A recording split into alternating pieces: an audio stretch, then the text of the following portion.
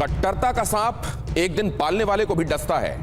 पाकिस्तान को थोड़ा थोड़ा ये बात समझ में आने लगी है, लेकिन ना तो अब पाकिस्तान चाहकर भी यू टर्न ले सकता है, वो खुद तो नहीं ले सकता, बांग्लादेश को भी उसी राह में आगे बढ़ा रहा है जिसमें चलकर अब वो खुद के लिए भी नासूर बन चुका है। लेकिन देखिए बांग्लादेश में आज के हालात, जहां एक कट्टरपंथी को हीरो की तरह सेलिब्रेट किया जाता है, उसके जनाजे में एक बड़ी रैली लोगों की दिखाई देती है। यह इस बात का परिचायक है कि बांग्लादेश में लोकतंत्र का भविष्य अंधकारमय है और अराजकता आने वाले दिनों में और बढ़ती जाएगी। कट्टरता का खूनी चेहरा कैसे नुमाया हो रहा है, पाकिस्तान तबाह हो रहा है और बांग्लादेश जलना शुरू हो चुका है। कट्टरता का यही खूनी चेहरा और इसके नतीजे आपके सामने आज एक बार फिर रखूंगा, शायद कहीं किसी को सद्बुद्धि आए। यह खबर जिसके साथ शुरुआत कर रहा हूं, हादी के जनाजे के बाद बांग्लादेश में क्या हुआ जरा देखिए। हादी के जनाजे के बाद बांग्लादेश में कट्टरपंथियों की भीड़ ने पार्लियामेंट पर हमला बोल दिया। शरिया कानून की मांग कर रहे हैं ये कट्टरपंथी। बांग्लादेश में शरिया कानून की मांग कर रहे कट्टरपंथी। यहां आपको देखिए कितने ज्यादा लोगों की भीड़ दिखाई दे रही है, मतलब कितने सारे लोगों को कट्टरता की राह में बांग्लादेश में ढकेला जा चुका है। और अब ये उन्मादी भीड़ जाहिर है ये लॉजिक नहीं समझती, ये रैशनल नहीं जानती, ये अच्छा बुरा नहीं जानती, इनका विवेक शून्य हो चुका होता है।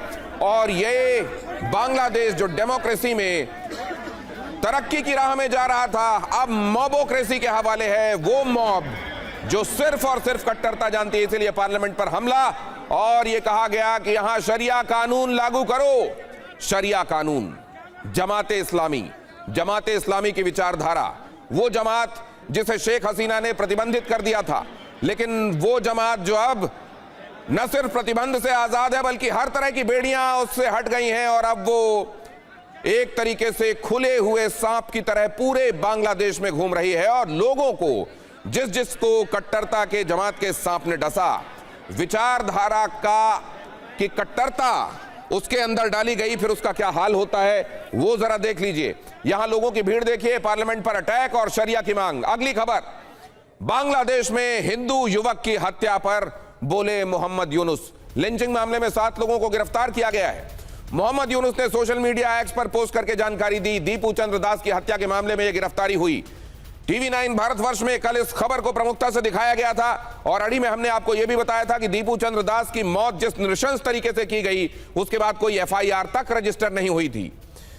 और यह खबर दिखाए जाने के बाद यह लगता है कि वहां कुछ लोगों को यह लगा कि दिखावे के लिए ही सही, लेकिन कुछ कार्रवाई तो करनी चाहिए और इसीलिए 7 लोगों को मॉब लिंचिंग के आरोप में गिरफ्तार किया गया है।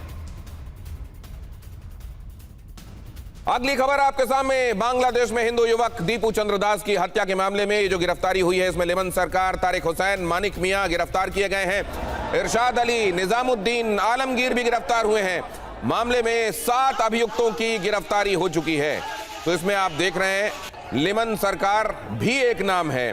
जाहिर है इसको यह दिखाने की कोशिश की जाएगी कि ये मजहब की वजह से की गई मॉब लिंचिंग नहीं है, जबकि सच्चाई यह है कि आरोप यह लगाया गया था दीपू चंद्र दास पर कि उन्होंने मोहम्मद साहब की तौहीन की है और इसीलिए सबने घेर कर। और पहले आपको यह जानकर भी हैरानी होगी कि पुलिस ने हिरासत में ले लिया था दीपू चंद्र दास को। शिकायत की गई थी, पुलिस ने हिरासत में ले लिया था, फिर पुलिस ने ही भीड़ के हवाले कर दिया दीपू चंद्र दास को। और फिर जो हुआ वो आप जानते हैं, किस बुरी तरह दीपू चंद्र दास को मौत के घाट उतारा गया। उसको मार डालने के बाद उसके शरीर पर लोग कूदते रहे, उसकी लाश को पेड़ से टांग दिया गया और आखिरकार उसे जला दिया गया। नृशंसतम तरीके से दीपू चंद्र दास की हत्या हुई थी। 7 लोग अब गिरफ्तार किए गए हैं। यह गिरफ्तारी आई वॉश है या वाकई वहां जिन्होंने मॉब लिंचिंग को अंजाम दिया है उनको उनके अंजाम तक पहुंचाया जाएगा, इसके लिए आपको बहुत इंतजार नहीं करना पड़ेगा, बहुत जल्दी ये साफ हो जाएगा। और अगली खबर देखिए, जिहादी कट्टरपंथियों को यूनुस सरकार में ऐसा लगता है खुली छूट मिल गई है।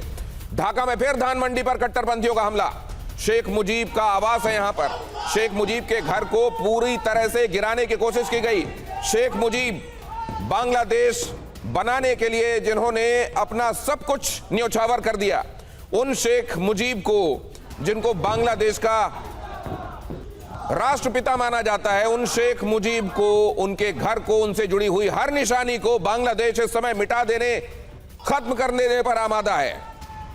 और यहां देखिए उनके घर को गिराने के लिए आज फिर धानमंडी में ये कट्टरपंथी पहुंचे। यूं नारे लगाए जाते रहे और साथ में घर गिराए जाने की कोशिश होती रही। जिहादियों ने खुलेआम ISIS के झंडे लहराए और वो नारे बुलंद किए जो इस समय आप इन आवाजों में सुन रहे हैं। सुनिए और देखिए इन तस्वीरों को।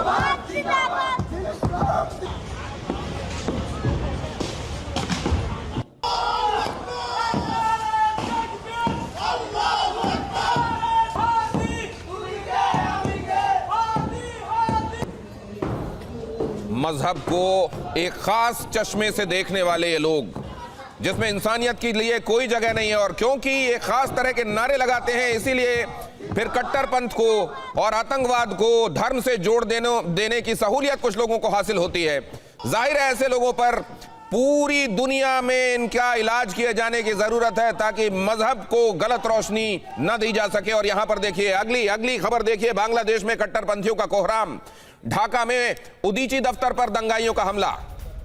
यह एक सांस्कृतिक संगठन है, यह वहां का एक वामपंथी सांस्कृतिक संगठन जिसके दफ्तर पर हमला बोला गया। कट्टरपंथियों ने ऑफिस को जला दिया, दंगाइयों ने दफ्तर में तोड़फोड़ की। बांग्लादेश का सांस्कृतिक संगठन उदीची, यहां पर किस तरीके से हमला बोला गया उसकी तस्वीरें भी आपके सामने आ रही हैं। आपको मालूम है डेली स्टार और प्रथम आलो, इन दोनों अखबारों के दफ्तरों को निशाना बनाया गया, न्यू एज के एडिटर को निशाना बनाया गया, और साथ में ये सांस्कृतिक संगठन है वहां का जिसकी बिल्डिंग को आग के हवाले किया गया, तोड़फोड़ की गई।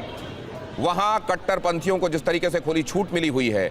यूनुस सरकार ये कहती तो है कि कट्टर लोगों के लिए हमारे समाज में कोई जगह नहीं, लेकिन कट्टरता को वो जिस तरह से बढ़ावा दे रही है और इन कट्टरपंथियों को एक तरीके से इस समय कोई रोकने टोकने वाला दिखाई नहीं देता। पुलिस और सेना भी इनके सामने लाचार बेबस नजर आती है, या ये कह लीजिए कि इनसे मिली हुई नजर आती है।